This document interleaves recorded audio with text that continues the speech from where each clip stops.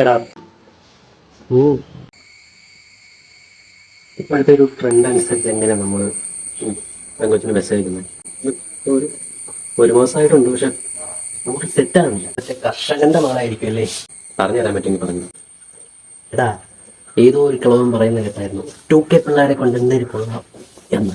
നീ ഒരു കാര്യം മനസ്സിലാക്കണം, ഇവിടെ കിൻഡർ ജോയ് മുതൽ ടിൻഡറിൽ ജോയ് കണ്ടുപിടിക്കണമെങ്കിൽ വരെ ഞങ്ങൾ തന്നെ വേണം. ഇതൊന്ന് ഹെൽപ്പ് ചെയ്യാൻ പറ്റും. നമ്മൾ കൂടുതൽ കാഷ്വലായിട്ട് അതോട് സംസാരിക്കണം. പതുക്കെ ഓരോ കാര്യങ്ങളൊക്കെ ചോദിച്ചു വന്ന് ഇപ്പം വീട്ടിൽ എന്താണ് വിശേഷം, അങ്ങനെ കാഷ്വലായിട്ട് സംസാരിച്ചിട്ട് വേണം കാര്യങ്ങൾ ഡീൽ ചെയ്യാൻ. കാഷ്വലായിട്ട് സംസാരിച്ചിട്ട് ഓഡിയോ കോളൊക്കെ ചെയ്യാറുണ്ടോ? ചില നേരം ഓഡിയോ കോൾ ചെയ്യാറുണ്ട്. അപ്പം ബെറ്റർ നീ കാഷ്വലായിട്ട് അവളോട് ഇങ്ങനെ സംസാരിക്കും. എന്നിട്ട് ഏതൊരു പോയിന്റ് വരുമ്പോൾ ഒരു രീതിയിലാണ് കാഷ്വലായിട്ട് സംസാരിച്ചിട്ട്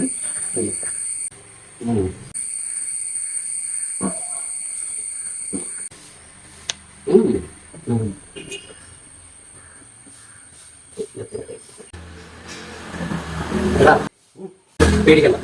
അതെ, നീ ഈ ഫോൺ വിളിച്ചേക്കില്ലേ, അത്യാവശ്യമായിട്ട് കാലയുടെ ആ ചന്ദ്രനെ ഒന്ന് വിളിക്കും. എനിക്കൊരു സ്ഥലം വരെ മാറി നിൽക്കണം. പേടിക്കാനൊന്നുമില്ല. അപ്പം പിന്നെ വിളിക്കാൻ മറക്കരുത്. സമാധാനപ്പെടും. എന്നെ പറ്റിയെന്ന് പറ. നീ പറഞ്ഞ ഐഡിയ ചെറുതായിട്ടൊന്ന് പാളിപ്പോയി. നീ പറഞ്ഞ കാഷ്വലായിട്ട് അവളെ അച്ഛൻ കർഷകനായതുകൊണ്ട് നിന്റെ അച്ഛൻ്റെ അടയ്ക്കാപ്പറി എന്തേരെയായി മോളെ എന്നൊന്ന് ചോദിച്ചു. പക്ഷെ ആവശ്യമുള്ളൊന്നും പോയില്ല, ആവശ്യമില്ലാത്ത ചെയ്തു. അയാൾ ഫോണിൽ വിളിച്ചിട്ടുണ്ടായിരുന്നു, എന്തേരെയാന്ന് കാണിച്ചു തരണം, ഞാൻ അങ്ങോട്ട് വരുന്നുണ്ട്. അപ്പം ഞാൻ അത്യാവശ്യമായിട്ടൊന്ന് മാറി നിന്ന് പറ്റത്തുള്ളൂ. അതുകൊണ്ടാണ് നീ വിളിക്കും. ഇതിലിപ്പോൾ പേടിക്കാനിരിക്കുന്നു.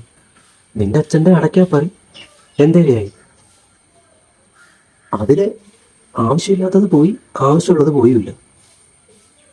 നിന്റെ അച്ഛൻ്റെ അടയ്ക്കാപ്പറി